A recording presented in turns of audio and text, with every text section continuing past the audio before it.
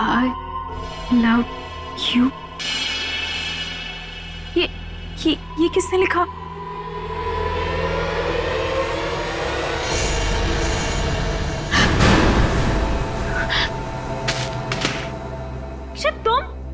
तुम तो वो ऑफिस के काम से चेन्नई गए थे ना? कोई चेन्नई बनने नहीं गया था, ये तो मेरा प्लान था तुम्हें सरप्राइज देने का। माय गॉड, तुम्हारे हाथ से खून बह रहा है। ये सब तुमने लिखा है? Are you mad? Yes, yeah. I'm mad for you. और ये खून क्या? तुम्हारे लिए तो जान दे भी सकता हूँ और जान ले भी सकता हूँ। हैप्पी वैलेंटाइंस डे जिया।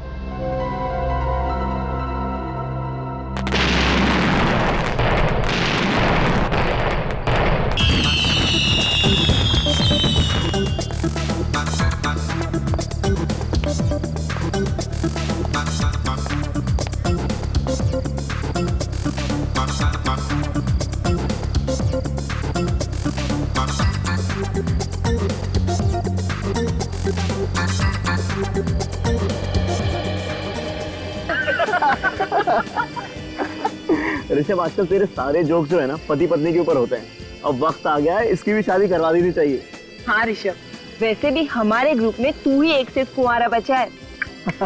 भाभी जी, शादी करने के लिए जिया जैसी खूबसूरत लड़की मिलनी भी तो चाहिए। क्या बात है यार। Hi friends. कैसे हो? क्या बात है, बहुत मस्ती मार रहे हो? हैं? कब से इंतजार कर रहे हैं भाई तेरा यार।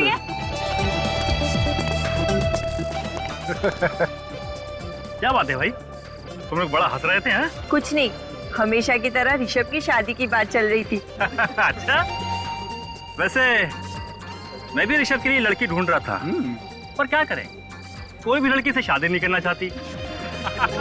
अरे भाई, कैसे करना चाहेगी अक्षित बाबू? जो लड़की मेरे लिए बनी थी उसको तो तू ले उड़ा। हाँ, दुनिया की सबसे खूबसूरत और हसीन लड़की जिया जिया जिया जिया। ये ऋषभ भी ना कभी अपनी हरकतों से बाज नहीं आएगा। हाँ, लेकिन जिया भी तो उसी कंपनी एंजॉय करेंगे नहीं?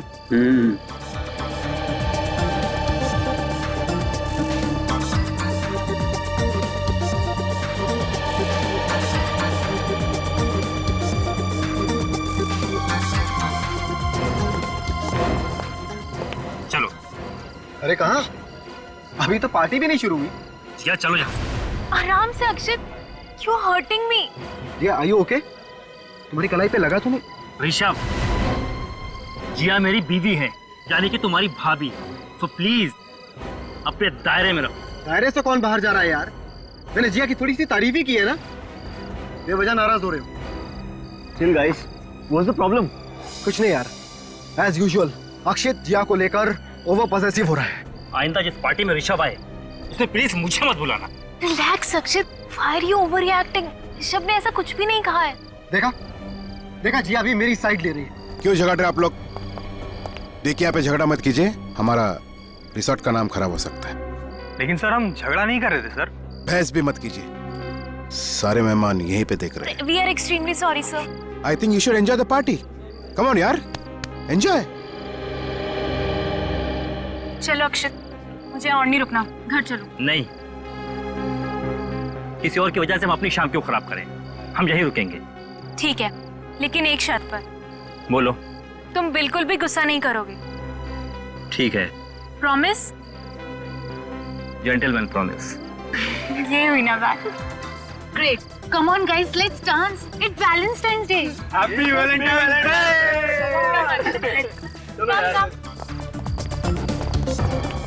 अगर आज इस ऋषभ का गेम ओवर नहीं किया तो मेरा नाम भी अक्षित नहीं।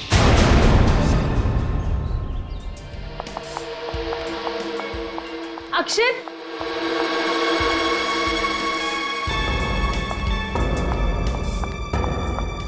गाइस गाइस, तुम लोगों ने कहीं अक्षित को देखा?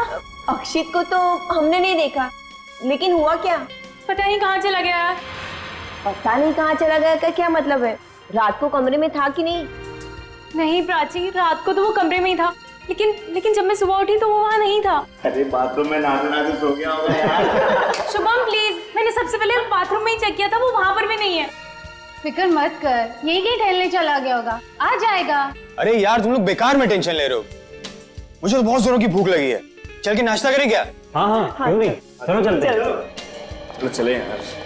जिया तुम भी हमारे साथ चलो ना। नहीं तुम लोग जाओ, एक बार अक्षित मिल जाए, मैं उसी के साथ खा लूंगी। ठीक है। चलो यार।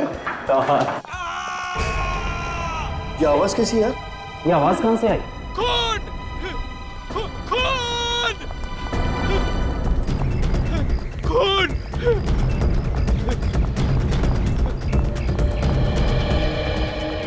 रामू, रामू, क्या बात है? तुम चिल्ला क्यों रहे हो? क्या बंद? साहब साहब क्या? वो लाश। लाश? हाँ।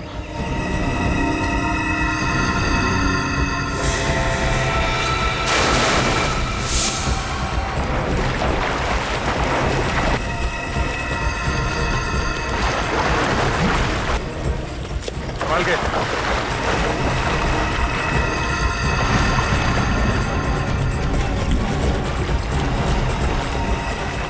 कम और इधर थोड़ा।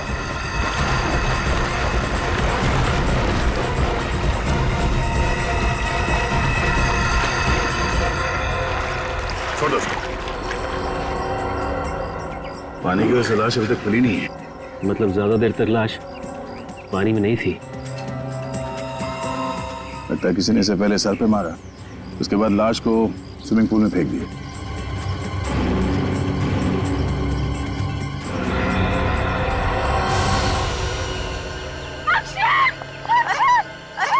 देखिए पीछे हो जाइए, पीछे हो जाइए, संभालिए अपने आप। सर इसकी बॉडी पे और कोई भी घाव के निशान नहीं, सिवाय सर की चोट के। ये भी हो सकता है कि सर की चोट की वजह से इसकी मौत हो गई है और उसके बाद पूल में फेंक दिया सर। वैसे अक्सर तो खूनी लाश को किसी ऐसी जगह पर छुपाते हैं जहां से लाश दिखाई ना दे, लेकिन इस खूनी ने लाश को खुलेआम स्विमिंग पूल में डाल दिया। मतलब ये चाहता था कि लाश हमें मिल जाए।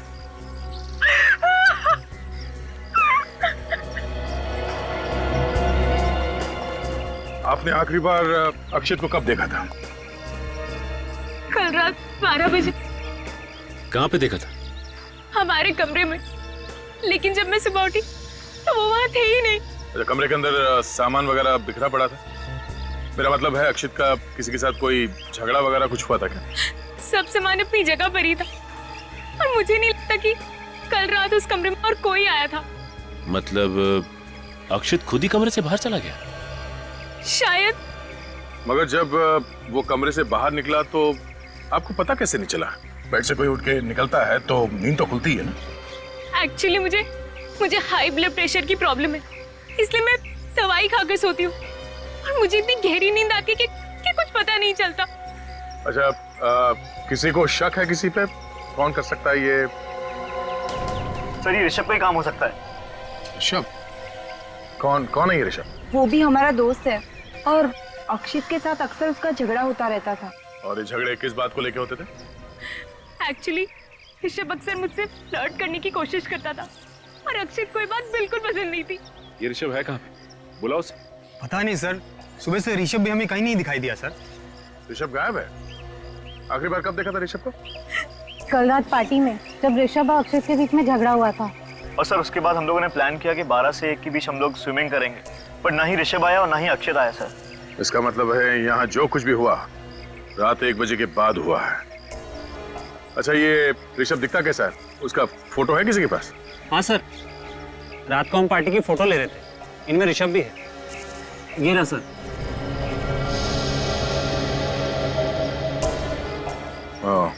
ये ऋषभ है। मैनेजर साहब, हम ऋषभ का कमरा देखना चाहते हैं। आइए सर, मैं दिखाता हूँ ऋषभ का कमरा। चलिए। सर, मैं अकेले में आपसे कुछ बात करना चाहता हूँ। कहिए। आपके कान में कहना चाहता हूँ। मेरे कान में कहेंगे? सर ये लाश की बात होटल के बाहर जाने मत दीजिए सर, हमारा रिसोर्ट का इज्जत का सवाल है। मुझे लगा आप खूनी का नाम बताने वाले हैं। खूनी का नाम?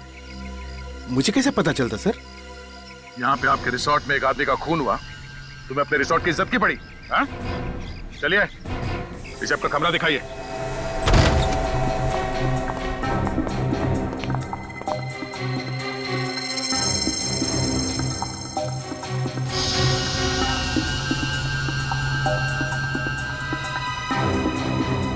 कमरे की हालत देखकर लगता है कि यहाँ पे हाथापाई हुई है। तो ये देखिए, शराब की बोतल और 2 ग्लासेस।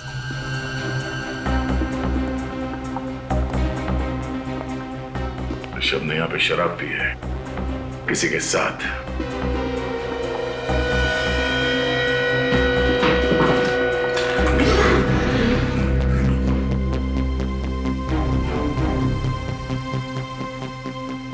सर, ऋषभ का सामान और कपड़े यहीं पे पड़े सर। ऋषभ भागा नहीं है, यहीं पे होगा। या तो ऋषभ वापस आने वाला है या फिर इतनी जल्दी में भागा यहाँ से कि सामान ले जाना जरूरी नहीं समझा होगा उसने।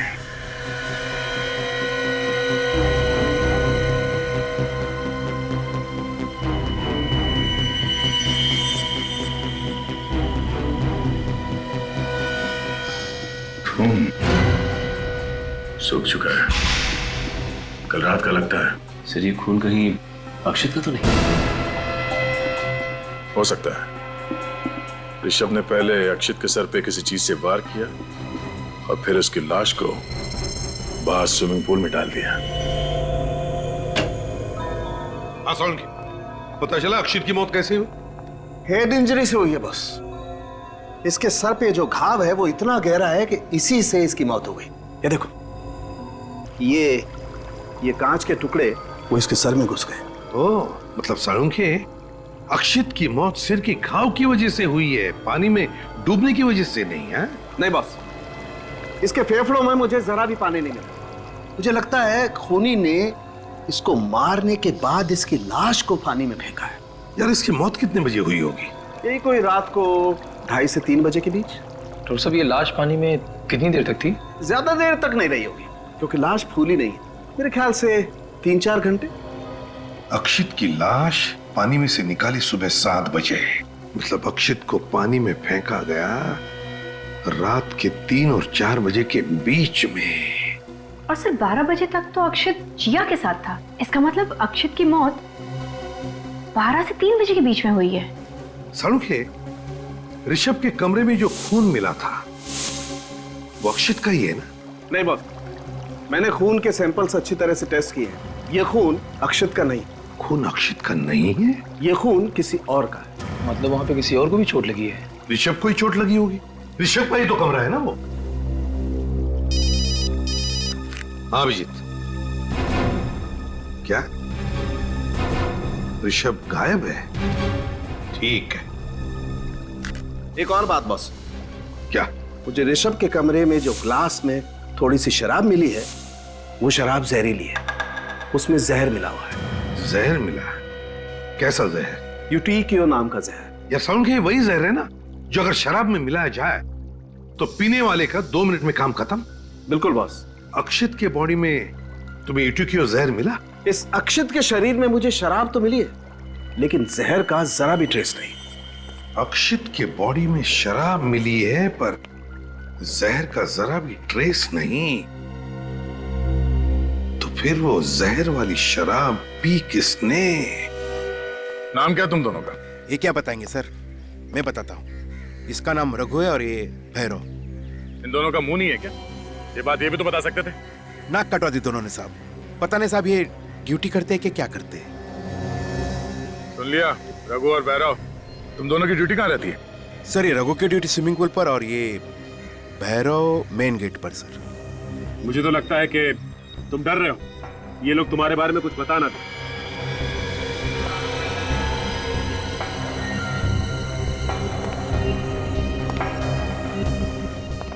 तो रघु, तुम्हारी ड्यूटी स्विमिंग पूल पे होती है? जी जी जी साहब। कल रात 12 से 3 के बीच तुम ड्यूटी पे थे ना? हाँ साहब। तो फिर तुमने देखा कैसे नहीं? किसने डाली लाश अक्षित के पूल में? वो साहब मैं देख नहीं सका साहब। मैं देख नहीं सका? या खर्राटे मार रहे थे? नहीं साहब, वो बात नहीं है, पर जहाँ मैं बैठता हूँ वहाँ से स्विमिंग पूल दिखाई नहीं पड़ता साहब। तुम्हारी सीट कहाँ पे? वो साहब वहाँ। वहाँ रेडी, जरा वहाँ वॉचमैन की सीट पे जाके बैठ के देखो, वहाँ से पूल दिखता है क्या? मैं वॉचमैन की सीट पे जाके बैठूं? नहीं तो किसके गोद में बैठोगे? जाओ।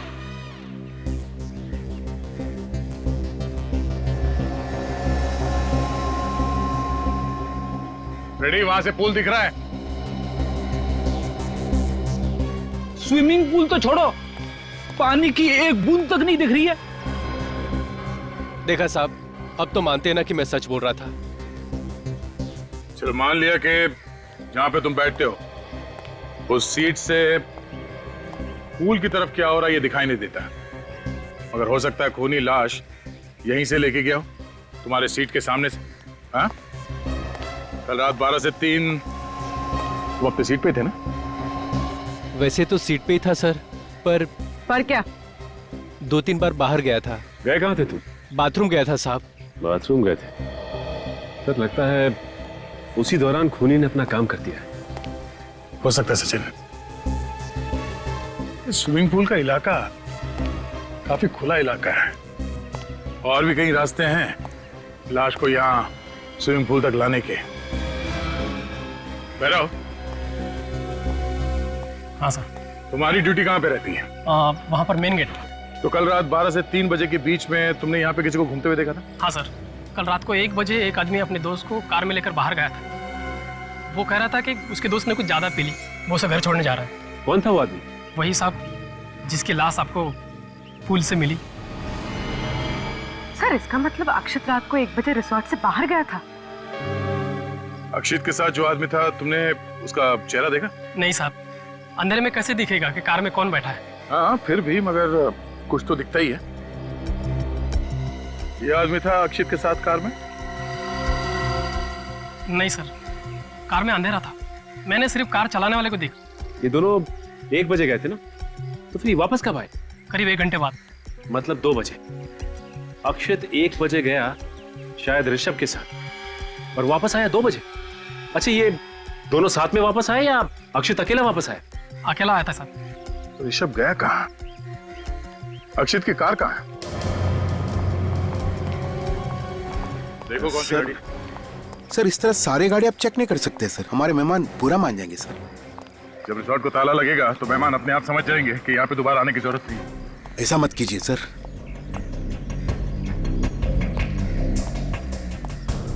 सर अगर रिसोर्ट को ताला लग जाएगा तो मुझे नई नौकरी कौन देगा सर? मैं तो सड़क पे आ जाऊंगा।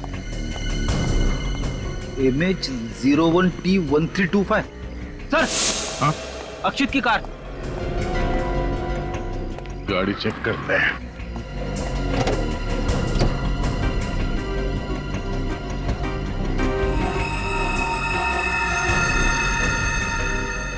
रेडी, वो देखो फोन लगा हुआ है। मतलब अक्षित ऋषभ के साथ ही बाहर गया था। ऋषभ के कमर में से हमें खून भी तो मिला है। एक काम करो, फिर खून उठा लो, डॉक्टर सालुन के मैच करके बता देंगे कि ये खून ऋषभ के कमरे वाले खून से मैच होता है या नहीं।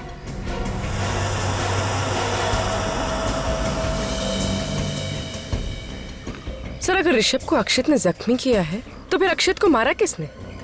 हो सकता है कि ऋषभ बदला लेने के लिए वापस आया होगा और अक्षित का खून करके फरार हो गया।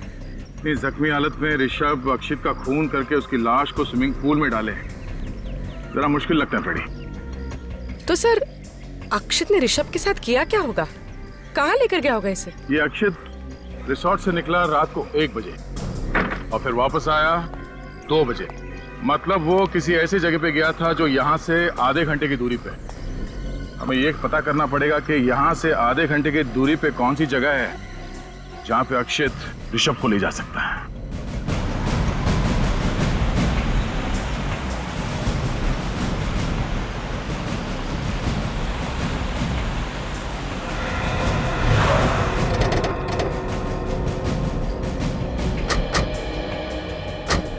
रिसोर्ट से आधे घंटे की दूरी पे यही एक इलाका है जो बिल्कुल सुनसान है। न ही आसपास कोई घर है और न ही कोई दुकानें हैं। हो सकता है अक्षित ऋषभ को यहीं पे लेके आया। हो सकता है 1:30 बजे यहाँ पे आया था। हाँ सर, यहाँ पे लाश को छुपाना बहुत आसान है। क्योंकि अगर कहीं लाश को सड़क के आसपास फेंका होता तो कोई भी देख लेता। चलो देखते हैं।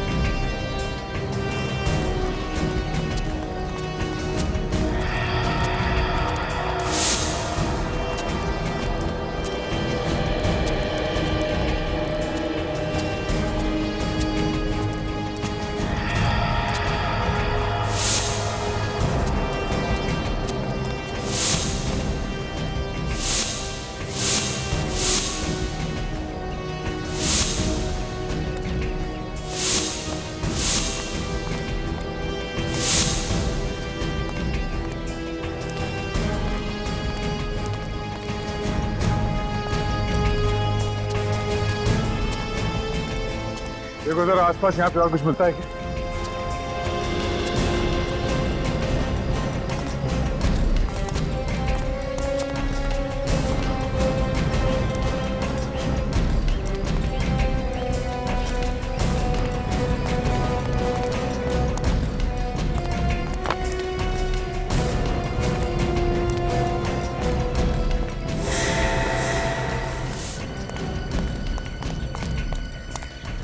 हाँ विवेक।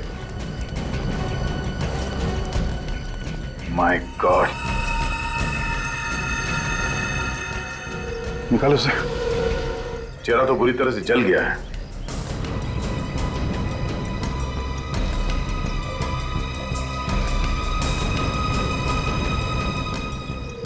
सर। हाँ सचिन। इसका तो पॉकेट भी पूरी तरह से जल चुका है। कहीं ये ऋषभ ही तो नहीं? हो सकता है अक्षित इसे यहाँ लाया हो। सिक्योरिटी गार्ड ने ऋषभ को रिसोर्ट में वापस जाते हुए नहीं देखा। इस आदमी को शायद यहीं पे जलाया गया है। ये देखो, घास का ये बड़ा सा पैच जल गया है। बस पता चल गया। क्या पता चला? बस इस आदमी को पहले मारा गया है, उसके बाद इसे जलाया गया है। मगर मारा कैसे साळुंखे? मारा कैसे? जहर, वही जहर। एग्जैक्टली। और बॉस, वो ऋषभ के कमरे में आप लोगों को जो शराब का गिलास मिला था, हाँ, इस आदमी ने पी है उस गिलास में शराब। और वो जो ब्लड सैंपल मिले थे वो भी इसी आदमी के। ये ऋषभ है? अगर ये ऋषभ है तो फिर अक्षित को किसने मारा? क्योंकि यही आदमी अक्षित के साथ रिसोर्ट के बाहर गया था रात के 1 बजे। और बॉस, ये आदमी अक्षित के मरने से 1-2 घंटे पहले मारा गया। 1-2 घंटे पहले? सर फिर तो शायद अक्षित ने इसे मारा होगा और रात को 1 और 2 बजे के बीच वही लाश को ठिकाने लगाने गया था। अक्षित रिसोर्ट में आता है रात के 2 बजे। उसके बाद वो कहीं बाहर जाता नहीं। फिर अक्षित की लाश को रिसोर्ट के स्विमिंग पूल में डाला जाता है रात के लगभग 3 बजे। इसका मतलब है अक्षित की खून की कहानी रची गई रात के 2 और 3 बजे के बीच, उन 60 मिनटों में। मगर कहां मारा गया अक्षित को उस रिसोर्ट में?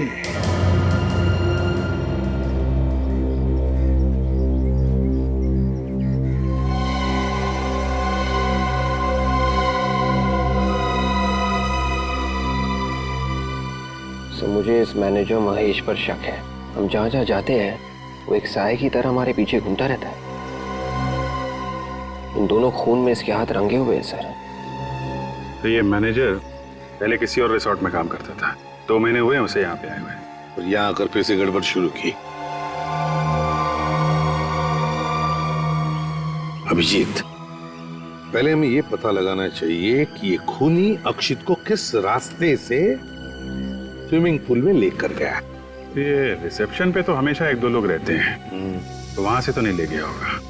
ये अक्षित रात के 2 बजे रिसोर्ट में आया, उसने अपनी गाड़ी पार्क की और फिर उसके बाद में उसका खून करके उसकी लाश को किसी ने स्विमिंग पूल में डाल दिया। तो इसका मतलब है कि अक्षित का खून इस कार पार्क और स्विमिंग पूल के बीच में ये जो एरिया है, ये जगह है, वहीं पर हुआ है। सर ये कार पार्क से पूल पे जाने के 2 रास्ते दिख रहे हैं। एक तो ये है सामने की तरफ से, दूसरा ये कॉरिडोर से होता हुआ ये रास्ता यहाँ पूल पे जा रहा है। अगर खूनी अक्षित की लाश को सामने से ले जाता तो उसे जरूर ये वॉचमैन भैरव देख लेता। ऑब्वियसली वो सामने से गया ही नहीं, वो गया है इसी कॉरिडोर से स्विमिंग पूल की तरफ। इस कॉरिडोर को देखते कहां पर है। तेरे बाएं तरफ बजट रूम्स है गेस्ट के लिए, थोड़े सस्ते वाले हैं सर। जाए तक सर ये हम एडमिनिस्ट्रेशन ऑफिस बनाने का सोच रहे हैं, लेकिन फिलहाल ये सब रूम्स बंद है सर। रूम्स बंद है? हाँ सर। अच्छा,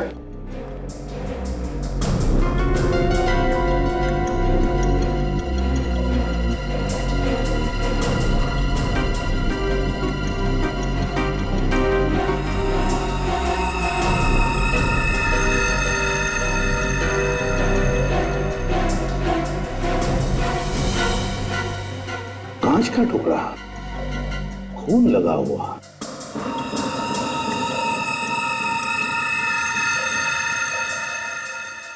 सर ये तो बिल्कुल वैसा ही कांच का टुकड़ा है जैसा अक्षत की लाश में से मिला था। जरा देखो, सूंघ कर देखो। है सर, शराब की स्मेल है। इसका मतलब है अभिजीत, अक्षित का खून इसी कमरे में हुआ है। कमरा खोलो सर। ये तो रिसोर्ट का स्टोर रूम है सर, यहाँ पे आपको कुछ नहीं मिलेगा। खून लगा हुआ कांच का टुकड़ा मिला है, समझे आप? अंदर बहुत कुछ मिलेगा, खोलो आप दरवाजा। मेरे पास चालू। तो फिर मंगाओ।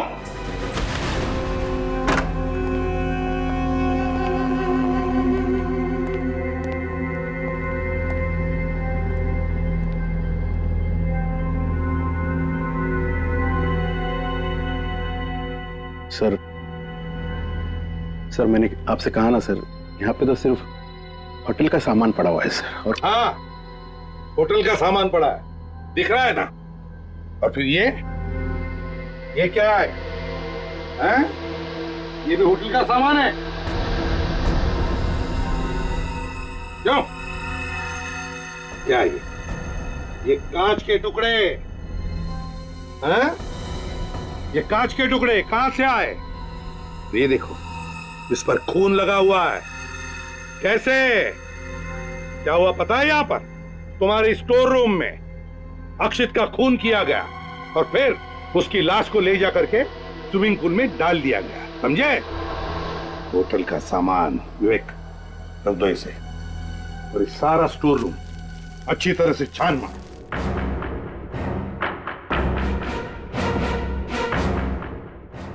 सर ये क्या कर रहे हैं सर? चुप रहो।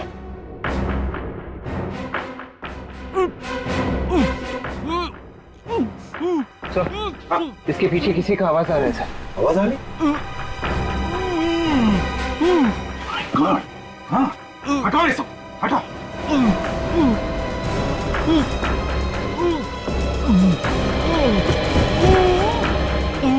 Oh my God! Hello, hey!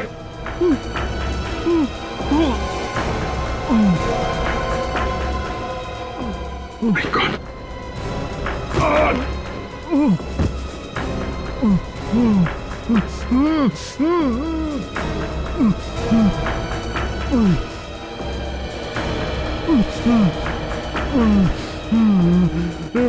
Sir ये तो ऋषभ है। सर ऋषभ तो जिंदा है। हाँ, ऋषभ, किसने किया ये सब? ऋषभ? ऋषभ? नहीं, इसकी हालत बहुत खराब है, इसे जल्दी से डॉक्टर के पास ले चलो। यस। आराम से, आराम से। संभाल के ले चलो। संभाल के, संभाल के ले। संभाल के। सर अगर ऋषभ यहाँ पर जिंदा है तो फिर वो आदमी कौन था जो उस रात अक्षत के साथ बाहर गया था? वो कौन था जिसकी जली हुई लाश मिली थी सर? वो सब ठीक है अभिजीत, अगर अक्षित को किसने मारा? सर मैं रिसोर्ट से आ रहा हूँ, वहां भी उनका एक वेटर गायब है सर। वेटर गायब है? सर, डॉक्टर सालम की एक रिपोर्ट आ गई है।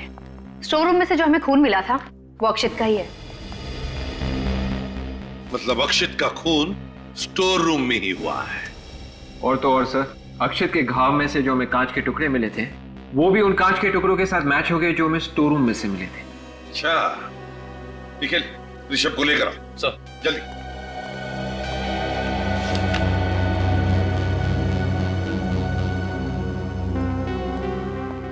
सर। ऋषभ एक बात बताओ, तुम स्टोर रूम में पहुंचे कैसे? हैं? क्या हुआ क्या था? सर ऐसा हुआ था कि उस रात को अक्षित मेरे पास आया मेरे से माफी मांगने के लिए। अक्षित ने माफी मांगी तुमसे?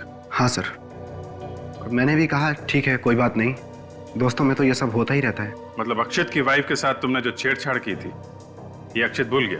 कोई छेड़छाड़ नहीं थी सर, बस मजाक था भाभी के साथ। भाभी के साथ मजाक था ये? फिर वो कहने लगा चल अपनी दोस्ती की नई शुरुआत करते हैं, तो मैंने भी कहा ठीक है। इस पर वो बोला चल ड्रिंक लेते हैं। अब हम लोग ड्रिंक पीने के लिए कमरे में चले गए। फिर सर मैंने अचानक देखा कि वो मेरी ड्रिंक में कुछ मिला रहा था। अक्षित तुम्हारे ड्रिंक में कुछ मिला रहा था? हाँ सर, अब मेरा दिमाग भनक गया। मैंने ड्रिंक पीने से मना कर दिया। इस पर वो मुझ पर गर्म होने लगा और मेरे साथ हाथापाई करने लगा। तुमसे हाथापाई करने लगा? हाँ सर, एक वेटर ने हम लोगों को झगड़ते हुए देख लिया और वो हल्ला मचाने लगा। उसके बाद अक्षित मुझे छोड़कर उसके ऊपर टूट पड़ा और उसने वो जहरीली ड्रिंक जबरदस्ती उस वेटर को पिला दी। ओह, मतलब अभिजीत, वेटर गायब नहीं, वेटर मर गया है। वो जली हुई लाश उस वेटर की ही है। फिर क्या हुआ? फिर पता नहीं सर, मैं तो अपनी जान बचाकर कमरे से भाग गया। मैं नीचे जैसे ही कॉरिडोर में पहुंचा, पीछे से किसी ने मुझे पकड़ लिया और मेरी नाक पर पता नहीं कुछ रख दिया। शायद क्लोरोफॉर्म था सर। मैं बेहोश हो गया उसके बाद। और ये सब कितने बजे की बात है? यही कोई 12 साढ़े 12 बजे। 12 साढ़े 12 बजे। अक्षित की मौत हुई 2 से 3 बजे के बीच में स्टोर रूम में। जब उसका खून हुआ तुम वहीं पे थे, तो तुमने कुछ देखा नहीं, कुछ सुना नहीं? नहीं सर, मैं तो बेहोश था। आप तो जानते हैं मेरी हालत कैसी थी। मैंने कुछ नहीं सुना सर, और अगर मैं सर कुछ सुनता तो कुछ जरूर करता।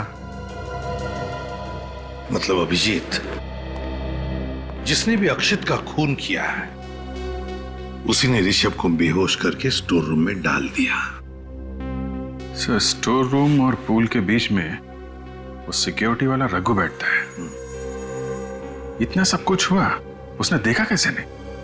देखो रघु, ये पक्का हो गया है कि अक्षित की लाश को खूनी इसी कॉरिडोर से लेके आया था।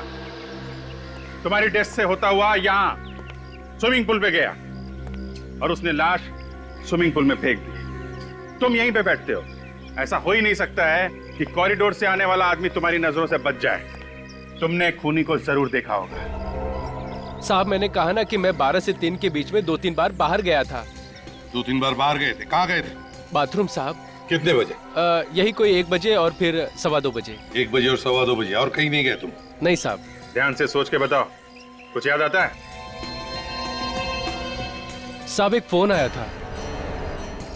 फोन आया था? हाँ साहब। कितने बजे? एक 12:30 बजे और एक साहब 2:45 बजे। 12:30 बजे तो ऋषभ को घसीट कर स्टोर रूम में ले जाया गया था, और 2:45 बजे के करीब तो अक्षित की लाश स्विमिंग पूल में डाली गई थी सर।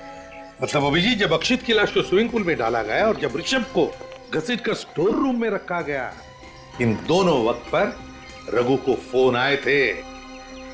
कहां से फोन आए थे रघु? रिसेप्शन से सर। रिसेप्शन से? हाँ सर, बोले कि सर चले आओ, कुछ काम है। और फिर जब मैं वहां पहुंचा तो बोले कि हमने तो बुलाया ही नहीं। अच्छा, मतलब सर ये खूनी की कोई चाल है। जब ऋषभ को गोडाउन में रखा गया और अक्षित को स्विमिंग पूल में फेंका गया, दोनों बार इसे यहाँ से हटा दिया गया। हाँ निखिल सर, रिसेप्शन पे जो है तो लेकर आओ जल्दी। सर, ये बात तो पक्की है कि इस खून के पीछे रिसोर्ट के किसी आदमी का हाथ है। सर ये क्या कह रहे हैं सर? अंदर का आदमी कोई क्यों करेगा सर? ये किसी अंदर वाले ने ही किया है मिस्टर महेश। कोई ऐसा आदमी जो तुम्हारे रिसोर्ट के स्टोर रूम के बारे में जानता है और जिसने तुम्हारे वॉचमैन रघु को फोन करके रिसेप्शन पे बुलाया, वो रघु का एक्सटेंशन नंबर भी जानता है। तो ये कैलाश है, उस समय रिसेप्शन पे यही बैठे थे। कैलाश बता, क्या तुमने रघु को रात के 12:30 बजे और 2:45 बजे फोन करके बुलाया था रिसेप्शन पर? No sir. हाँ साहब, इन्होंने ही बुलाया था हमें। मैं कितनी बार बोलूं, रिसेप्शन पे तुम्हें नहीं बुलाया गया था। फोन आया था सर, इन्होंने बुलाया था मुझे। सर, ये अपने आप चला आया था और रिसेप्शन से सर कोई फोन नहीं किया था। इसके एक्सटेंशन नंबर पे फोन आया था, तो फोन रिसेप्शन से किया गया होगा ना? सर, रिजॉर्ट के सारे फोन इंटरकनेक्टेड है, तो फोन तो कहीं से भी हो सकता है। सारे फोन इंटरकनेक्टेड है? जी सर। सर, वो स्टोर रूम में भी एक फोन पड़ा हुआ था ना? हाँ, कहीं खूनी ने उसी से तो फोन नहीं किया? हो सकता है। अभिजीत, स्टोर रूम वाले टेलीफोन से फिंगरप्रिंट्स उठाओ।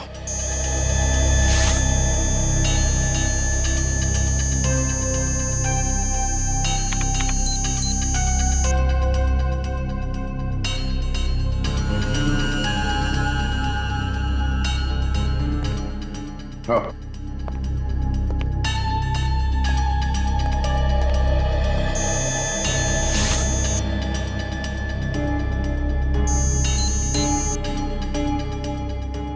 आजा।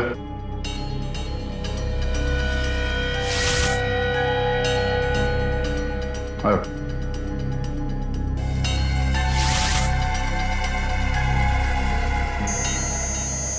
आओ।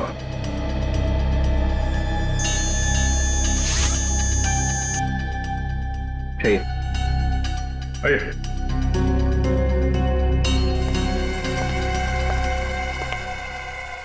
हाथ रखिए। रखिए।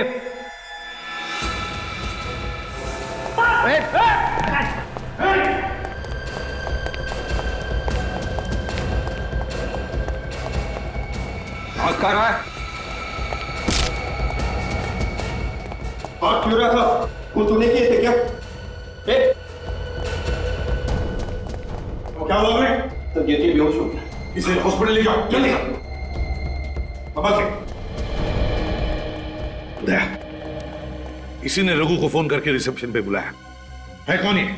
रॉबिन 15 दिन पहले ही ज्वाइन हुआ है सर। रॉबिन तो सिर्फ एक मोहरा है सर, असली बाजी कोई और ही खेल रहा है। फिर दया, इस रॉबिन की फोन रिकॉर्ड चेक करो, देखो कहां कहां से फोन आते थे, किस किस को फोन करता था ये। तो रॉबिन का फोन रिकॉर्ड मिल गया। रिकॉर्ड में एक ऐसा नंबर है जिससे उससे 20 बार फोन किया गया था। 20 बार फोन किया? कौन सा नंबर है? ये वो नंबर सर 1687033305। 3305। ये तो कुछ जाना पहचाना नंबर है। यस सर, ये नंबर इसके नाम पे रजिस्टर्ड है।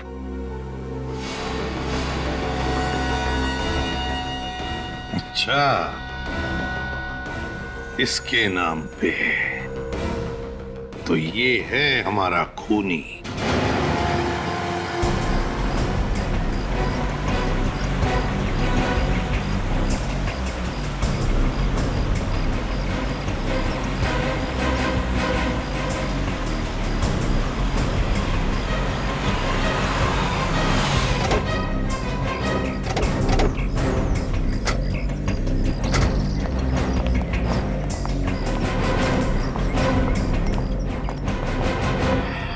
सर। हाँ सर, अब तो पता चल गया ना सर कि खूनी कौन है? हाँ, पता चल गया। खूनी आपके रिसोर्ट का कोई आदमी है। क्या? हमारे रिसोर्ट का? जी हाँ। सर, हमारे रिसोर्ट पे खूनी कैसे हो सकता है सर? सारे कमरे दिखाइए, चलिए चलिए चलिए। लेकिन सर हमारे रिसोर्ट, चलिए आप।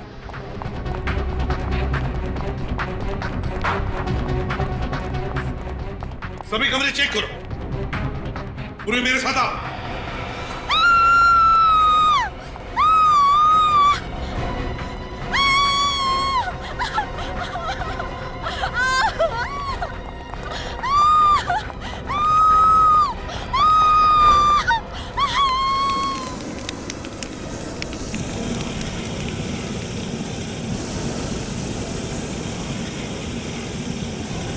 चलो अभी से हॉस्पिटल ले चलो, उठाओ इसे। तो फिर बताओ, क्यों मारा तुमने अक्षित को? घुटन हो रही थी मुझे, सहमी हुई जिंदगी से छुटकारा चाहिए था मुझे। मतलब तुम अक्षित के साथ खुश नहीं थी? अक्षित के साथ मैं तो क्या, इस दुनिया की कोई भी औरत खुश नहीं रह सकती। क्यों? ऐसा क्या करता था अक्षित? शक, हमेशा वो मुझ पर शक किया करता था। मैं अगर किसी लड़के से 2 मिनट के लिए बात कर लूं, तो उसे लगता था कि मेरा उसके साथ अफेयर चल रहा है। तो उससे डिवोर्स ले लेती, जान से क्यों मारा? अगर मैं उसे डिवोर्स देने की बात करती ना, तो वो मुझे ही जान से मार देता। उसके शक का जुनून उस पर इस हद तक सवार था कि उसने मेरे पीछे एक जासूस लगा दिया था। वो जासूस अक्षित ने तुम्हारे पीछे लगाया था? हाँ, वो जासूस हर वक्त मेरा पीछा करता। मैं सब्जी लेने जाऊं, मैं मॉल में शॉपिंग करने जाऊं, 24 घंटे मेरे पीछे एक परछाई की तरह भटकता रहता। और फिर मैंने एक दिन उसी जासूस को अक्षित से ज्यादा पैसे देके अपने साथ प्लान में शामिल कर लिया। यही प्लान बनाया था ना तुमने कि रिसोर्ट में वैलेंटाइंस डे पर पार्टी होगी और पार्टी के बाद में तुम अक्षित को मार डालोगे। हाँ, और इसलिए उस जासूस कमलेश ने रिसोर्ट में नौकरी कर ली, वेटर की नौकरी। वो जासूस वही था ना जिसकी उंगलियों के निशान हमें फोन पे से मिले थे? हाँ, कमलेश उर्फ रॉबिन। उसी की मदद से पहले मैंने अक्षित को स्टोर रूम में मार डाला, फिर हम दोनों ने उसकी लाश को स्विमिंग पूल में फेंक दिया। और फिर ऋषभ को स्टोर रूम में क्यों बंद कर दिया? क्योंकि वो बाहर जाकर हल्ला मचा देता कि अक्षित के हाथों से वेटर का खून हो गया, और अगर ऐसा हो जाता अक्षित को मारने का मेरा प्लान धरा का धरा रह जाता। जिस स्टोर रूम में ऋषभ कैद था तुमने वहीं पे अक्षित का खून कर दिया, लेकिन अक्षित को तुम लोग वहां ले कैसे गए? उस रात 2 बजे जब अक्षित रिजॉर्ट में वापस लौटा, मैं कॉरिडोर में उसका इंतजार कर रही थी। जिया, तुम यहाँ पे? वो मैं उठी थी तो तुम रूम में नहीं थे। वो मैं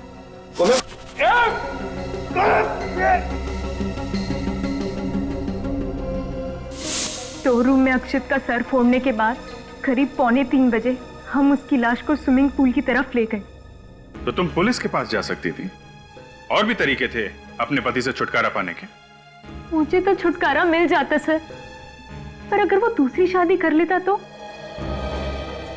एक और मासूम लड़की की जिंदगी बर्बाद हो जाती। अच्छा हुआ मर गया। तो मुझे तो लगता है इसने जो कुछ भी किया खुद को बचाने के लिए किया। क्या हम इसे एक मौका नहीं दे सकते अपनी भूल सुधारने का? ये फैसला हम नहीं, अदालत करेगी।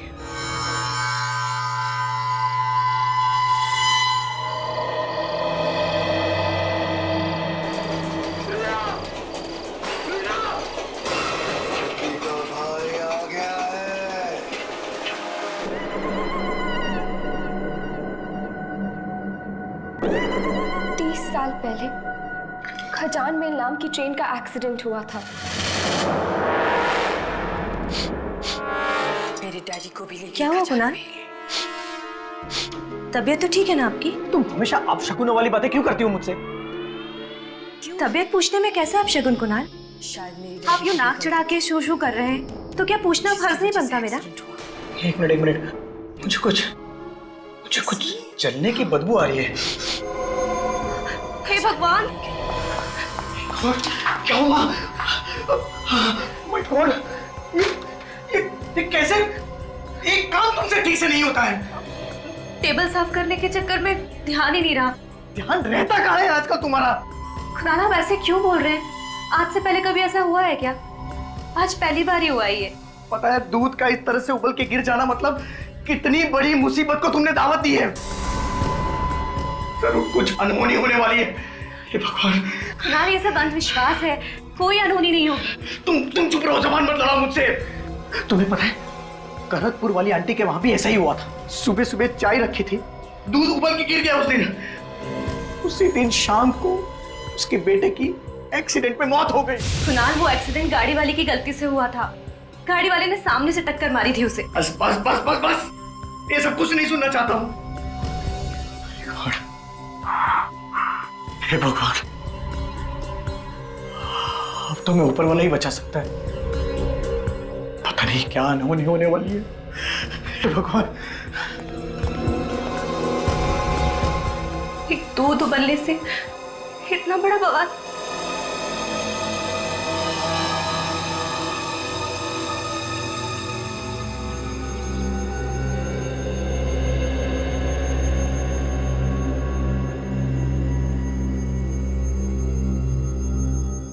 ठीक से संभाल के काम करना, कोई सामान ना टूट जाए।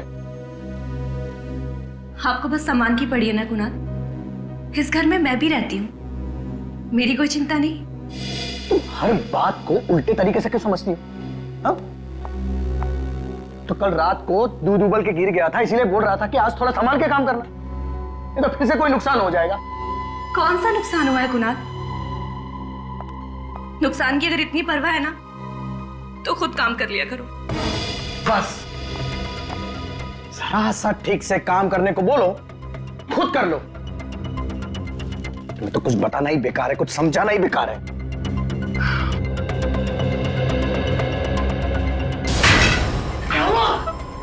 Oh my God! ये क्या कर दिया तुमने? ये बोल रहा था मैं तुम्हें, बोल रहा था कि संभाल के काम करो। मैंने कुछ नहीं किया कुणाल, मैंने बस हाथ लगाया और ये गिर गया। क्या हो रहा है ये सब? दो अनहोनी हो गई है इस घर में। अब तबाही इस घर में आकर ही रहेगी। अनहोनी को अब कोई नहीं रोक सकता।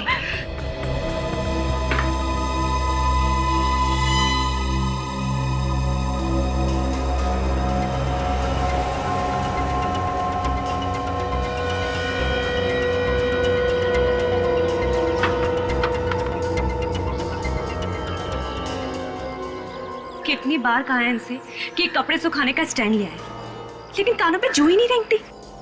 हमेशा अंधविश्वासों में फंसे रहेंगे। ये करने से ये हो जाएगा, वो करने से वो हो जाएगा।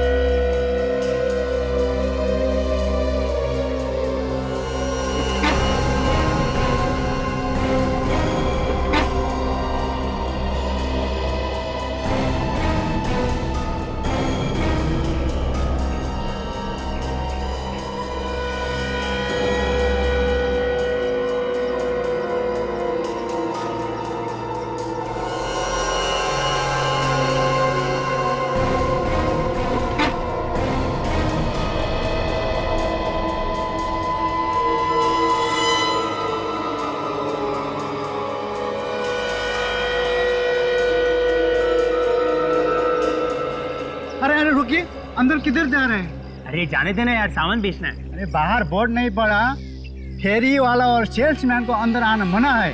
अरे यार और जाओ तो कहाँ जाओ? ऑफिस में घुसने नहीं देते, हाँ स्कूल में बेचने नहीं देते, और यहाँ पे तुम लोग सिक्योरिटी वाले बिल्डिंग के अंदर जाने नहीं देते। बहुत देखा तुम जैसे शरीफ आदमी। बाहर कहीं जाकर बेचो अपना सामान।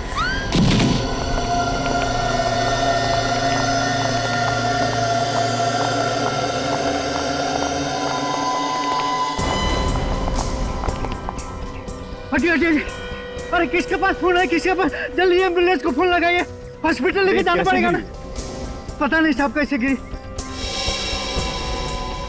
कोई फायदा नहीं है एम्बुलेंस बुलाने का, ये तो मर चुकी है। किसी ने इसके हस्बैंड को बुलाया है क्या? सुना सुना सुना सुना, जिसका डर था वही हुआ, हो गई ना रोनी।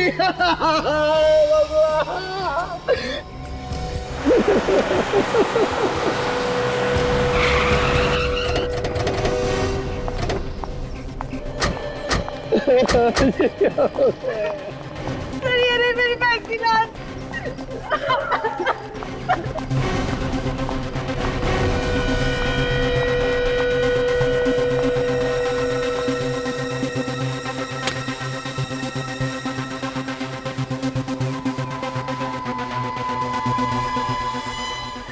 सर मेरी बहन का खून हुआ, उसकी मौत अपने आप नहीं हुई है।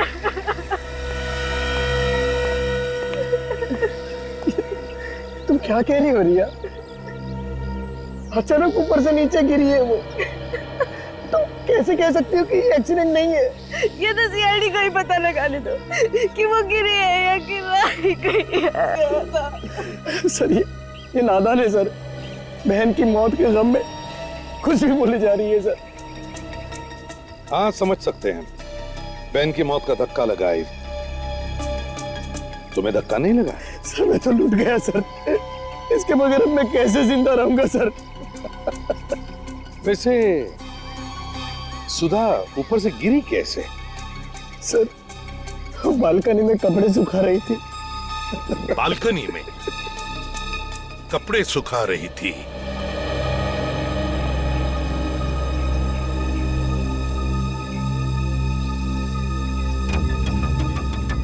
सर, तो लगता है सर के बल गिरी होगी। पैर से फिसल के गिरती तो पैर टूट जाते हैं, झटके में आके गिर गई। मतलब सर जब ये नीचे गिरी इसकी बॉडी को हवा में पलटने का मौका ही नहीं मिला होगा। 2-4 सेकंड में कैसे पलट जाएगी बॉडी? गिरते समय सिर नीचे ही था इसका। अभिजीत, मुझे तो लगता है सुधा को किसी ने धक्का दिया बालकनी से।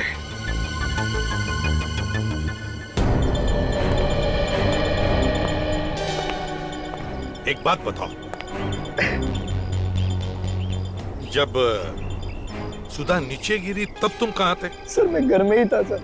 सर मेरी बहन तो रोज कपड़े फैलाती है, आज कैसे गिर गई? नहीं समझ रही हो रिया, ये एक अनहोनी है, अनहोनी। मैंने बताया था सुधा को अनहोनी के बारे में। कैसी अनहोनी? सर, जिस घर में दूध उबल जाए, शीशा टूट जाए, तो घर अपशकुन होता। जिस घर में अपशकुन होते हैं उधर अनहोनी होती ही है सर। चुप रहो, बात खराब मत करो। अनहोनी अपशकुन ऐसा कुछ नहीं होता, समझे? सर जो सच है वो तो सच ही है ना। शायद आप लोगों को मालूम नहीं है सर, एक बहुत बड़ी अनहोनी है सर। अपशकुन का नाम लेके तुम लोग बीवियों को ऊपर पहुंचाते रहोगे और हम लोग खड़े तमाशा देखते रहेंगे, हैं?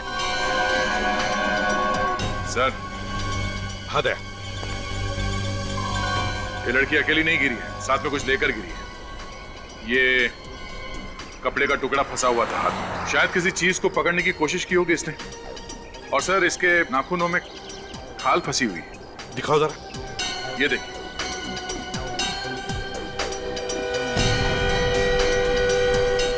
इसका मतलब है ऊपर वहां पर कोई तो था जरूर, कोई तो जरूर था वहां पे। तो फिर उसे खरोंच भी आई होगी।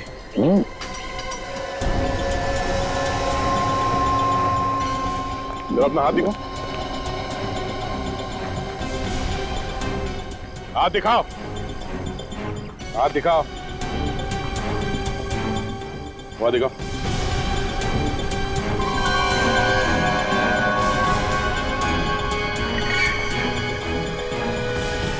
क्या ये? कल शाम को चोट लग गई थी सर। अच्छा,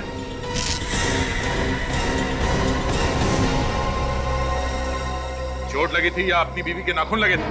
ऊपर से धक्का दे दिया उसे। मैं अपनी बीवी को क्यों मारूंगा सर? सर उनके आपस में रोज झगड़े होते थे। आग में घी डालना बंद कर। सर पति पत्नी के झगड़े तो हर घर में होते हैं सर। इसका मतलब ये तो नहीं कि हर आदमी खून कर देगा। इसे पहचानते हो? सर, ये तो सुधा दीदी के जैकेट का कपड़ा है। ये इसका नहीं है? नहीं सर। तुम्हारा नहीं है? अगर ये सुधा दीदी के जैकेट का टुकड़ा है कपड़े का, तो फिर वो उसी के हाथ में कहां से आया? कैसे आया सुधा के हाथ में? क्यों?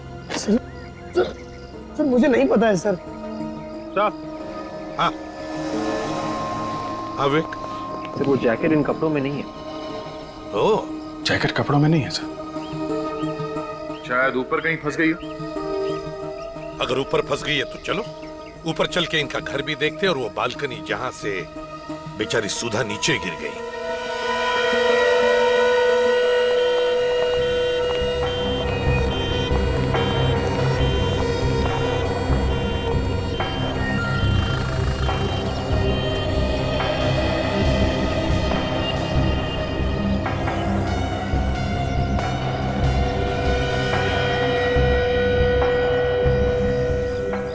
जैकेट तो यहाँ नहीं है सर।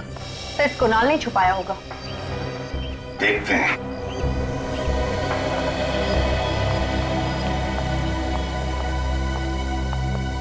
हाँ तो कुणाल, सुधा की जैकेट कहाँ है? सर मुझे सच में नहीं पता है सर।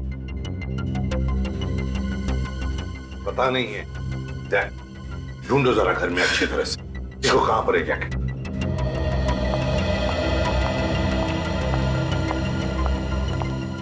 तुम्हें पता कैसे चला सुधा नीचे गिर गई है? सर वॉचमैन ने फोन करके बताया था सर।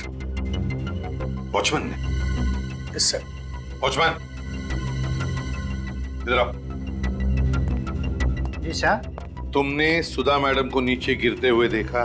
गिरते हुए नहीं देखा सर, चीख सुनाई पड़ी, भाग के जाकर देखा तो गिरी पड़ी थी। उस समय बालकनी में कोई था? किसी को देखा तुमने? ये कुणाल साहब? नहीं साहब, मैंने किसी को नहीं देखा। हाँ, कहीं भी नहीं सर वो जैकेट। जैकेट नहीं है? बड़ी अजीब बात है। बालकनी में भी जैकेट नहीं, घर के अंदर भी जैकेट नहीं, सुधा जहां पर गिर पड़ी है वहां पर भी नहीं, बल्कि उस जैकेट का फटा हुआ टुकड़ा उसके हाथ में है। तो फिर ये जैकेट गई तो गई कहां? सर, हमने सुधा की लाश को फॉरेंसिक लैब में भेज दिया है और उसके नाखूनों में जो खाल मिली थी उसका सैंपल भी भेज दिया सर।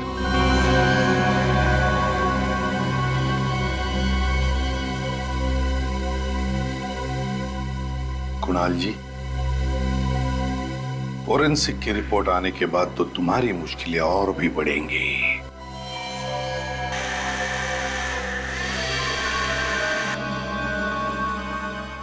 आवाज कैसी?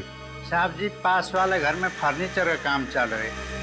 ओह, तो शायद इन काम करने वालों ने कुछ देखा हो। हाँ, देखते हैं।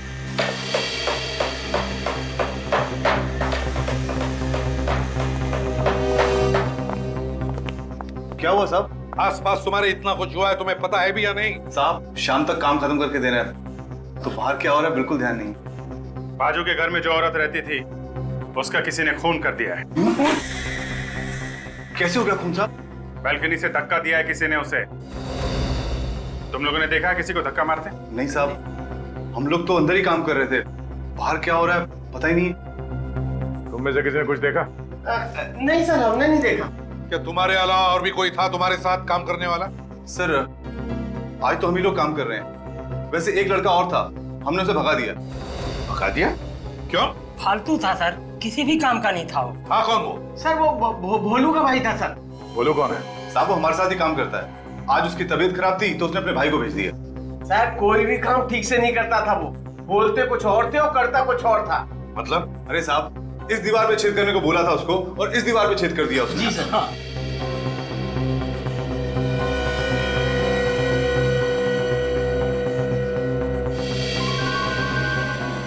सर, ये देखिए सर। माय गॉड, यहां से तो सुधा का पूरा घर दिख रहा है। सर, ठीक इसी दीवार के पीछे हमारे घर में मिरर लगा हुआ था सर, और वो मिरर गिर गया था और अपशकुन हो गया था सर।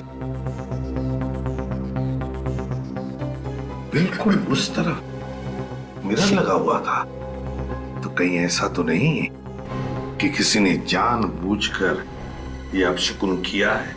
हो सकता है सर, मौत को अनहोनी करने के लिए किया होगा। सर, ऐसे क्यों देख रहे हो सर? सर, मैं सच कह रहा हूं सर, मैं निर्दोष हूं सर, मैंने कुछ नहीं किया है सर, सच बोल रहा हूं सर। हो सकता है नहीं किया हो, किसी से करवाया हो। जो पता चल जाएगा। भोलू का एड्रेस देना हमें।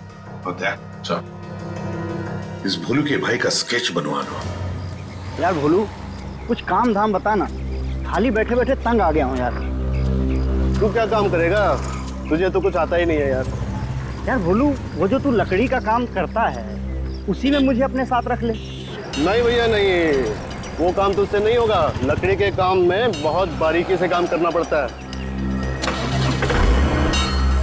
अगर मैं अभी भी सीखना चाहूँ तो सीख सकता हूँ ना? देखो भाई, वैसे तो सीखने की कोई उम्र होती नहीं है।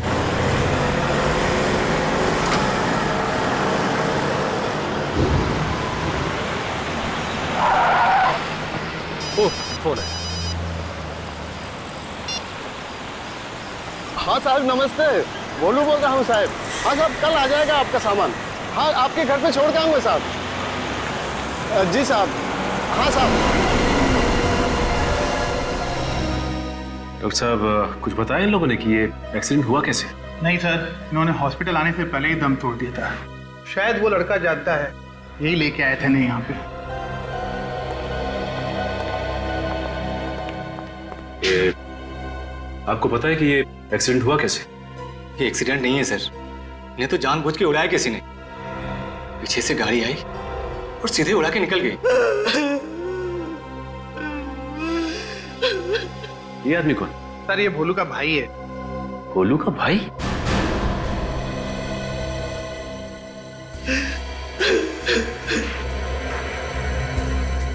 सर स्केच में तो कोई और ही है। अगर तुम भोलू के भाई हो तो फिर ये कौन है? मैं इसे नहीं जानता। नहीं जान? लेकिन ये आदमी तो भोलू का भाई बन के काम पे गया था जहाँ भोलू काम करता है। मगर आज तो काम बंद था भोलू भैया का। क्या? कौन बोला काम बंद था? आज सुबह फोन आया था भैया को, बोला आज काम बंद है। मतलब भोलू की तबीयत कुछ खराब नहीं थी, उसे काम पे आने से किसी ने मना किया था। सर ये सब खूनी की प्लानिंग होगी, उसी ने भोलू को मना किया होगा। अच्छा, इस भोलू का मोबाइल कहाँ है? हॉस्पिटल के ऑफिस में जमा है। काजल एक काम कर, पता करो कि भोलू को किसने फोन किया और कहां से। सब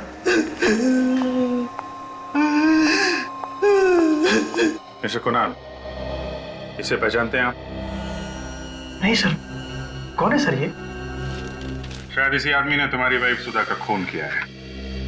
पर सर मेरी वाइफ सुधा की इसके साथ क्या दुश्मनी हो सकती थी? दुश्मनी इसकी नहीं, किसी और की भी हो सकती है। आपको किसी पे शक है? मैं किसी पे क्यों शक करूं सर? मेरी बीवी काम ही ऐसे करती थी, मना करने के बावजूद भी अपशगुनों वाले काम किया करती थी। ये लो सर, फिर शुरू हो गया ये व्याख्यान देना बंद करो। अंधविश्वास पे भरोसा करना बेवकूफी होती है। तो सर आप ही बताइए सर, कैसे मरी मेरी बीवी? चलो। सर जिस नंबर से भोलू को फोन आया था उसका पता चल गया है। कहाँ का? श्रेया फार्मास्यूटिकल्स का। ओके ठीक है। Mister Kunal. Yes sir. Shreya pharmaceutical का नाम सुना आपने? हाँ सर, मेरी वाइफ की एक दोस्त उधर काम करती है। सुधा की दोस्त का नाम क्या है? शिल्पा। दोनों के कैसे रिलेशन है? वो सब तो मुझे सब पता नहीं है सर, पर दोनों अच्छी दोस्त थी। आखिरी बार कब मिले थे ये लोग? परसों सुधा उससे मिलने गई थी सर, मैं खुद उसे फार्मास्यूटिकल कंपनी में छोड़ने के लिए गया था। और परसों सुधा ने क्या कपड़े पहने हुए थे? मेरा यह मतलब है कि क्या सुधा ने वही जैकेट पहना हुआ था? हाँ सर, परसों उसने वही जैकेट पहना हुआ था सर। हाँ, तो सुधा की मौत की वजह उस जैकेट में ही छुपी होगी। शिल्पा को अरेस्ट करो। सर मेरा ही नाम शिल्पा है। आप श्रेया फार्मास्यूटिकल कंपनी में काम करती? जी हाँ करती हूँ। सुधा परसों आपके साथ थी? थी, मगर बात क्या है? शिल्पा जी आपकी दोस्त सुधा का खून हो गया है। खून? मगर कैसे? किसी ने धक्का दिया था उन्हें। धक्का? किसने? वही जानने आए हम लोग। आप मुझसे क्या जानना चाहते हैं? मुझे क्या मालूम? आपको सब कुछ मालूम है, क्योंकि सुधा के खून में आपका भी हाथ है। मेरा हाथ? लेकिन मैं क्यों मारूंगी उसे? जैकेट के लिए। तुमने जैकेट के लिए सुधा को मारा है।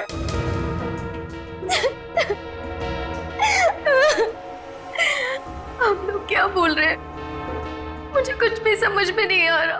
कौन सी जैकेट, कैसे जैकेट?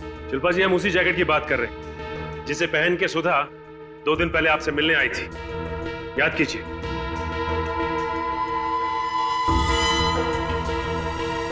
जैकेट पहनकर तो आई थी, लेकिन मुझे उस जैकेट की क्या जरूरत है? मेरे पास तो बहुत सारी जैकेट है मेरे कपबोर्ड में। काजल, जरा इनका कबर्ड चेक करना। अच्छा, वैसे सुधा उस दिन आपसे मिलने क्यों आई थी? हम साथ में शॉपिंग गए थे। कंपनी के अंदर या कंपनी के बाहर कोई ऐसी चीज हुई जिसे देख के आपको कुछ अजीब सा लगा? उस दिन हम थोड़ी देर के लिए कॉफी पीने बाहर गए और जब लौट के आके देखा तो कंपनी में ताला लग चुका था। तो इसमें ऐसी अजीब सी बात क्या है? हो सकता है ऑफिस बंद करने का टाइम हो गया। ऑफिस बंद करने का टाइम नहीं हुआ था, पूछा तो पता चला कि तलाशी हो रही। तलाशी क्यों हो रही? शायद कुछ चोरी हो गया था। वो जैकेट नहीं मिला। जब आप दोनों कॉफी पीने गए थे तो उस वक्त सुधा ने वो जैकेट पहन रखी थी? नहीं सर, जैकेट तो अंदर ही रखी थी ऑफिस में, चेयर पे। मतलब जब ऑफिस में चोरी हुई थी तो चोर ने वो चोरी का सामान निकालकर उस जैकेट में डाल दिया। मगर सर ऐसी क्या चीज हो सकती है उसमें जिसे हासिल करने के लिए सुधा का खून कर दिया किसी ने? काजल, कुछ ना कुछ तो है जो बहुत इंपॉर्टेंट था और वो अभी उस जैकेट में छुपा हुआ है।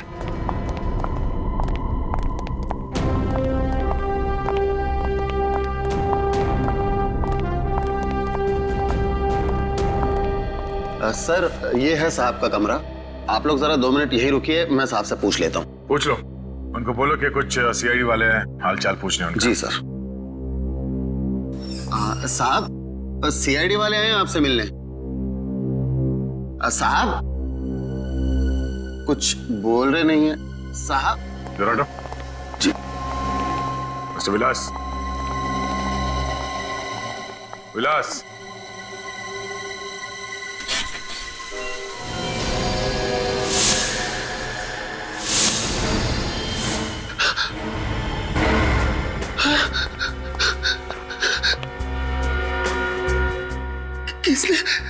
किसने मार डाला मेरे साहब को? तुम तो यहीं पे थे ना? हाँ? जी मैं यहीं पे था, मैं बाहर बैठा हुआ था, मुझे पता नहीं साहब को किसने मार दिया। ऑफिस के बाकी के लोग कितने बजे गए यहाँ? सब लोग 6 बजे के आसपास चले गए थे साहब। और सबके जाने के बाद कोई आया था यहाँ पे इनसे मिलने के लिए? कोई नहीं आया साहब, कोई भी नहीं। किसी के चीखने चिल्लाने की आवाज सुनी तुमने? नहीं साहब, मैंने कोई आवाज नहीं सुनी। कोई आवाज नहीं सुनी। एक खून हुआ है यहाँ। कमरे की सारी चीजें अपनी जगह पे है, कोई उथल पुथल नहीं हुआ है। इस आदमी ने अपने आप को बचाने की कोशिश नहीं की होगी। और सब चाकू भी सामने से मारा है। इसका मतलब है विवेक, खूनी विलास के कोई जान पहचान का ही था, जिसपे विलास को कोई शक नहीं था। उसने चाकू निकाला और अचानक इसके छाती पे घोंप दिया। सर कहीं ये खून उस चोरी की वजह से तो नहीं हुआ है जो यहाँ हुई थी? 3 दिन पहले यहाँ पे किस चीज की चोरी हुई थी? सब वो तो किसी को भी नहीं मालूम, सिर्फ विलास सर और करण साहब ही जानते थे बस। करण साहब? ये करण कौन है? इस कंपनी के दूसरे मालिक है वो। हाँ साहब, उस दिन इन दोनों के बीच में झगड़ा भी हुआ था किसी बात को लेकर। झगड़ा हुआ था? जी।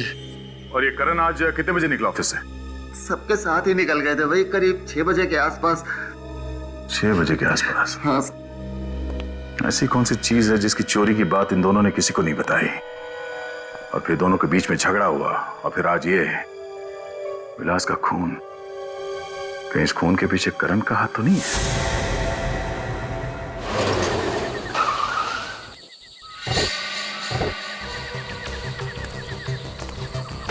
लगता है घर में कोई नहीं है, चारों तरफ अंधेरा है। फिर वहां पे कोई है?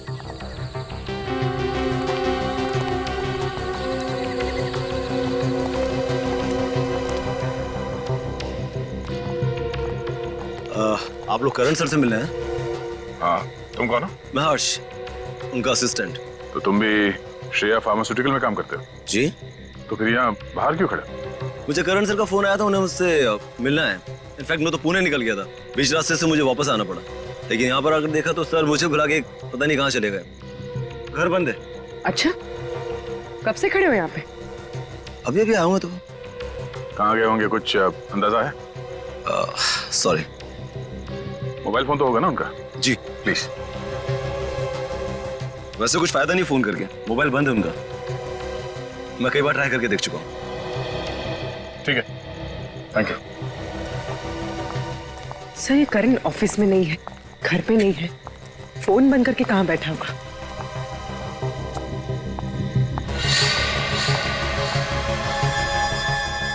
अगर ये पुणे से 60-70 किलोमीटर गाड़ी चला के लाया है तो गाड़ी गर्म होनी चाहिए थी, मगर कार का बॉनेट तो ठंडा है। झूठ बोल रहा है ये, मामला कुछ और ही है। सर, इस करण का फोन बंद आ रहा है। ठीक है, कोई बात नहीं, फिर कभी आके मिल लेंगे। चलो बैठो।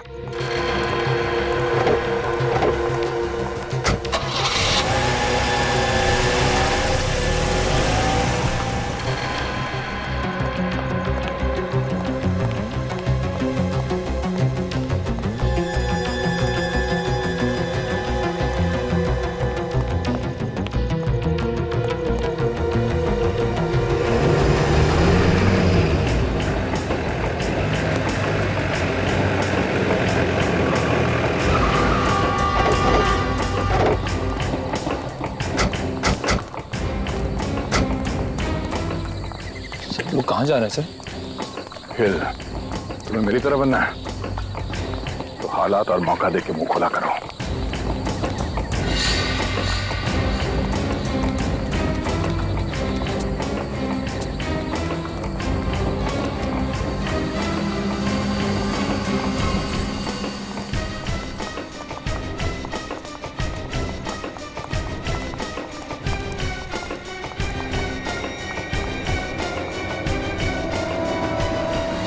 अबे अब तो बता दे, तुझे जिंदा जाने की नहीं जाना यहां से? पूरा घर खंगाल लिया मैंने, लेकिन तेरा वो फॉर्मूला मिलता ही नहीं। सुन, मैं और इंतजार नहीं कर सकता। वो फॉर्मूला दिखने भी नहीं वाला तुम लोगों को, चाहे तुम लोग कुछ भी कर लो। सुनत, रस्सी जल गई मगर बल नहीं गया अभी तक। इसने मरने की सोच ही ली है, तुम मार ही देते ना इसे।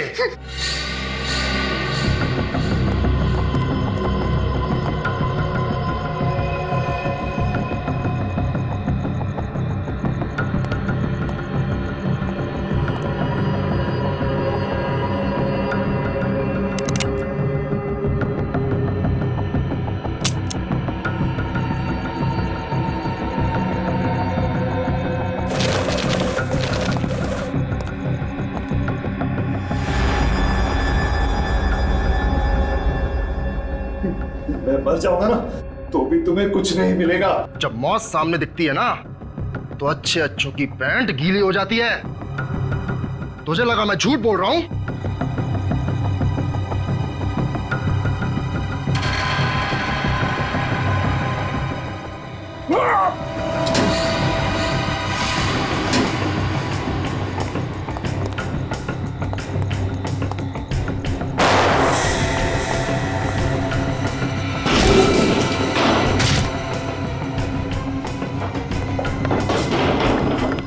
सीआईडी।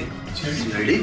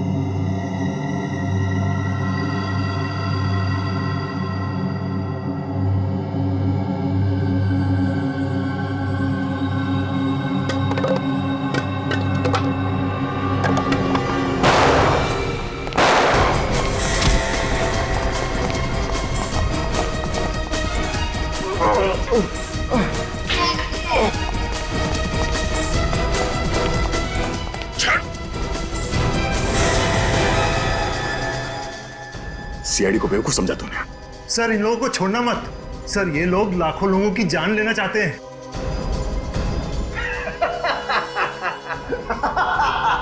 अरे कैसे बोल रहा है तू? सीआईडी से? सीआईडी वाले मेरा कुछ नहीं बिगाड़ सकते, और जिसकी मौत आई है उसे मरना ही पड़ेगा। दिमाग खराब है तेरा? हाँ? मौत के सामने खड़े होकर मौत को धमकी दे रहा तू? धमकी नहीं है ये, हकीकत है हकीकत। ये देख, फ्लाइट के टिकट और वीजा के कागज। आज रात 9 बजे हम लोग अमेरिका भाग जाएंगे। ये फ्लाइट के टिकट और वीजा ये अमेरिका का नहीं है, बड़ी हवेली का है। सोच लो, अगर हम लोग ठीक 9 बजे फ्लाइट में नहीं बैठे और हमने फोन नहीं करा, तुम्हारा एक आदमी वो जहर उस पानी की पाइपलाइन में मिला देगा। अगर हम लोग ठीक 9 बजे फ्लाइट में नहीं बैठे और हमने फोन नहीं करा, तुम्हारा एक आदमी वो जहर उस पानी की पाइपलाइन में मिला देगा। धमकी नहीं है ये, लाखों लोग मारे जाएंगे, कल न्यूज़पेपर में देख लेना। और तुम सीआईडी वाले ही फंसोगे। ये सच कह रहे सर, ये सच कह रहे। इन लोगों के पास वो जहर है जो थोड़ा सा पानी में मिलाने से लाखों लोगों की जान जा सकती है सर।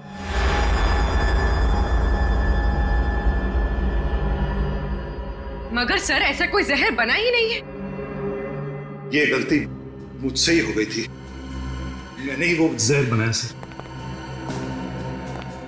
मगर तुमने वो जहर बनाया क्यों? सर बनाना तो नहीं चाहता था मगर बन गया। लेकिन उसके बाद मैंने वो जहर डिस्ट्रॉय करने की बहुत कोशिश की, लेकिन विलास ने मुझे रोक दिया। विलास ने क्यों रोका आपको? सर क्योंकि विलास चाहता था कि हम उस जहर पर और रिसर्च करें। वो चाहता था कि उसे और मात्रा में बनाकर हम मार्केट में उतारें, लेकिन मैंने ऐसा करने से मना कर दिया सर। तो फिर वो जहर इनके पास पहुंचा कैसे? सर ये लोगों ने वो जहर हमारे लैब से चुराया। ये राम कहानी बंद करो और हमें एयरपोर्ट छोड़ने का इंतजाम करो। 7:15 बज चुके हैं। अब लोगों को बचाने के लिए तुम्हारे पास सिर्फ 45 मिनट ही बाकी हैं। तू यहाँ क्या खड़ा है? चल जा, फॉर्मूला लेकर आ।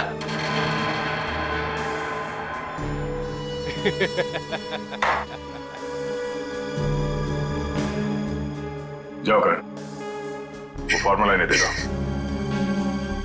अगर फॉर्मूला इनके हाथ लग गया तो ये लोग उसका गलत इस्तेमाल करेंगे। चाहे कुछ भी हो जाए, लाखों लोगों की जान बचाना हमारा फर्ज है। जी सर।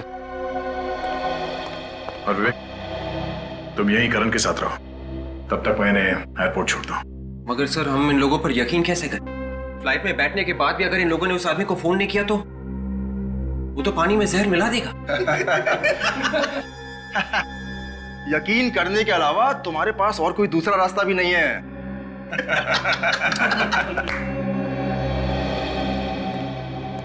सर वो फॉर्मूला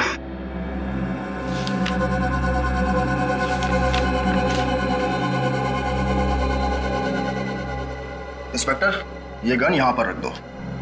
अब इसकी ना तुम्हें जरूरत है ना हमें।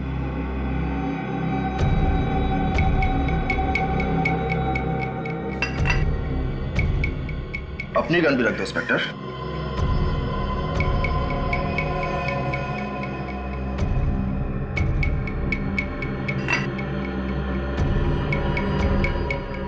चले।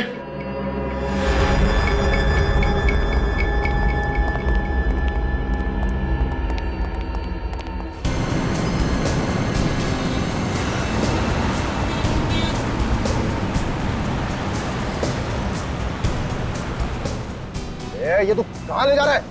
एयरपोर्ट जाने का शॉर्टकट है ये।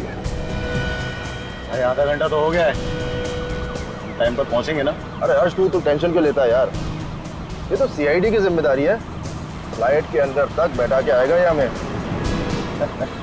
लेकिन मुझे तो इन सीआईडी वालों के चेहरे पे बिल्कुल भी टेंशन नजर नहीं आ रहा। सीआईडी का बहादुर सिपाही है, ऐसे ही थोड़ी ना टेंशन आएगी इसे।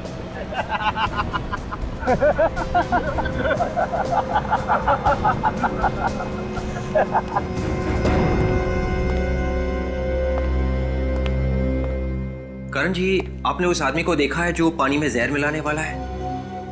नहीं सर। फिर आपने ऐसा क्यों कहा कि ऐसा एक आदमी है? क्योंकि उपेंद्र ने फोन पे एक आदमी को कहा था तैयार रहना।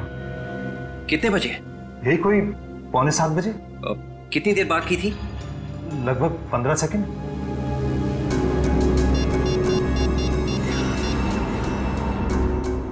हेलो, हाँ देखिए मैं सीआईडी से बात कर रहा हूँ। एक इमरजेंसी है, प्लीज आपकी मदद चाहिए। लाखों लोगों की जान खतरे में है। 6:45 बजे के आसपास उपेंद्र नाम के आदमी ने किसी को फोन किया था और लगभग 15 सेकंड बात की थी। जी जल्दी से पता लगाना है कि उसने किसको फोन किया था और वो आदमी इस वक्त है कहाँ। 8 तो बजा है, अभी तक फोन नहीं आया।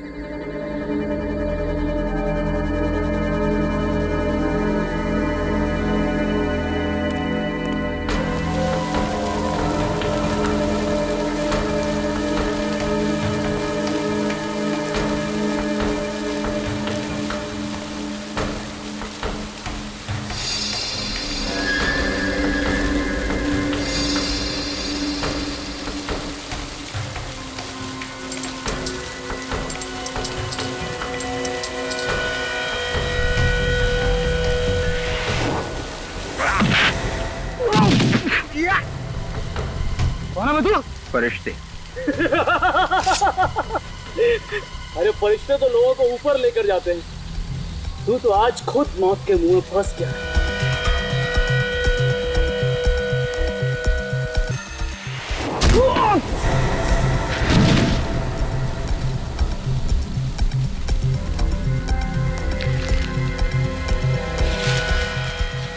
मैंने कुछ नहीं किया, मैंने कुछ नहीं किया।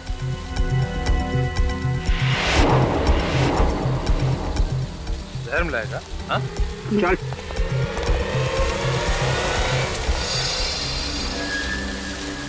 8 बज गए 8। कहाँ पे घुमा रहा है मैं तू? तुम्हें क्या लगा कि मैं तुम लोगों को एयरपोर्ट लेके जा रहा हूँ अमेरिका जाने के लिए? हाँ? अब मरेंगे, अब करोड़ों लोग मरेंगे, कोई नहीं बचा सकता उनको मरने से। हर्ष तू फोन लगा अपने आदमी को, बोल उसको अभी जहर मिलाए पाइपलाइन। लगा फोन लगा। अभी तक तो सीआईडी वालों ने तुम्हारे लोगों को पाताल से भी ढूंढ के निकाल लिया होगा।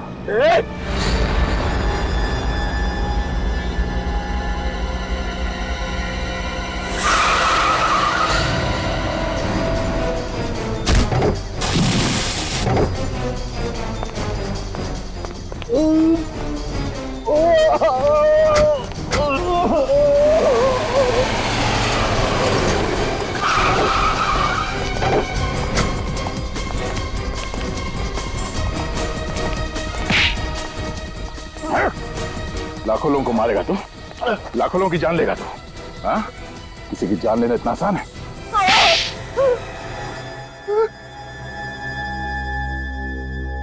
हाँ, मैं हूं सर। मैंने ही धक्का दिया था सुधा को। क्यों? धक्का क्यों दिया सुधा को? सर उसकी जैकेट में जहर वाली बोतल छुपी थी सर, वो मुझे नहीं मिल रही थी इसलिए। वो जहर वाली बोतल सुधा की जैकेट में किसने छुपाई थी? हर्ष ने छुपाई थी सर। सर जैसे मैंने वहां से बोतल चुराई वहां बवाल बच गया सर। अरे अब तो बता दो किसने किया ये? आज तक तो इस कंपनी में कभी चोरी नहीं हुई, अब ये भी शुरू हो गया यहाँ पे। अभी बता देगा तो बच जाएगा, नहीं तो नौकरी जाएगी उसकी। You please start the checking. सभी की तलाशी ली जाने लगी सर।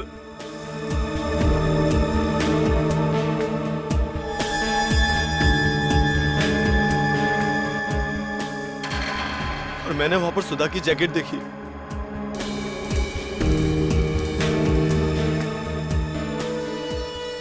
और मैंने वो बोतल सुधा की जैकेट में छुपा दी।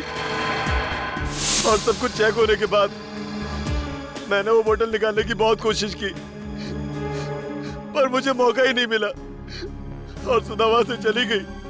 फिर क्या किया तुम लोगों ने? मैंने सुधा के घर के चक्कर लगाने शुरू कर दिए। हमें किसी भी कीमत पे वो जहर की बोतल चाहिए थी। फिर मुझे पता चला कि सुधा का पति अंधविश्वासी है। और इसी बात का फायदा उठाया तुमने।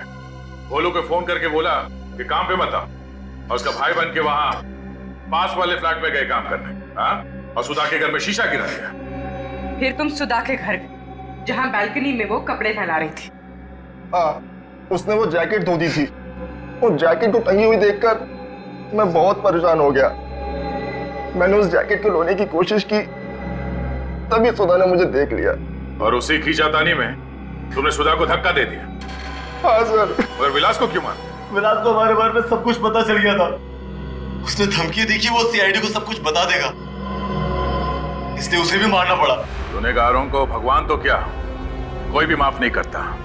दो बेगुनाह लोगों की जान ली है, कम से कम फांसी होगी, फांसी।